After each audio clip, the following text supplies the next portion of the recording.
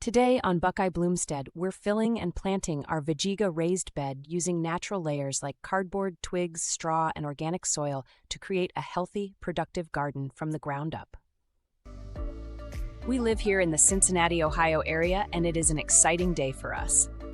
Now that we are past Mother's Day, we're filling and planting our Vegega raised bed using natural layers like cardboard, twigs, straw, and organic soil to create a healthy, productive garden from the ground up.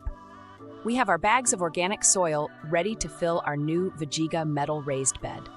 Okay, so as we fill our Vegega metal raised bed, we're going to be using layers of natural organic material underneath the soil.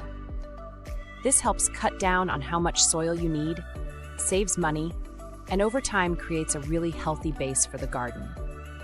In our previous video, Small Yard, Bad Knees, this Vegega U-shaped metal raised bed changes everything, which we'll link at the end of this video. We showed just how easy this raised bed was to put together. And by the way, if you've been thinking about adding a Vegega metal raised bed to your garden, you'll see a QR code here on the screen that you can scan with your phone. That will take you directly to the Vegega website using our affiliate link, which also helps support our channel at no extra cost to you.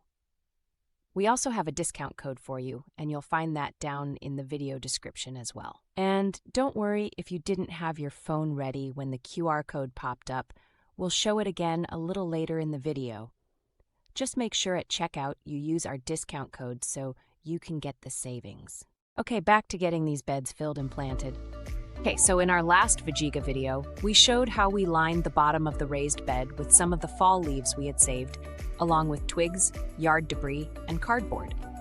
Now, some people will use logs in the bottom of their raised beds, and that can work just fine. Over time, those logs will eventually break down, but that can take many years. For us personally, we didn't want anything in the bottom of the bed that might make it difficult to dig down deeply later on if we ever needed to. So instead, we decided to use cardboard along with the leaves and yard debris to help take up space in the bed. This cuts down on how much soil you need, which can save a lot of money when filling larger raised beds like this one.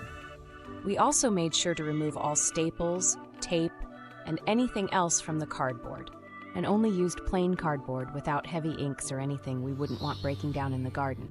So when you add the straw, and this is important, be sure to use straw, not hay. Hay contains all kinds of seeds, and if you put hay into your raised beds, chances are you'll be fighting weeds and grasses all summer long. Straw is what you want to use.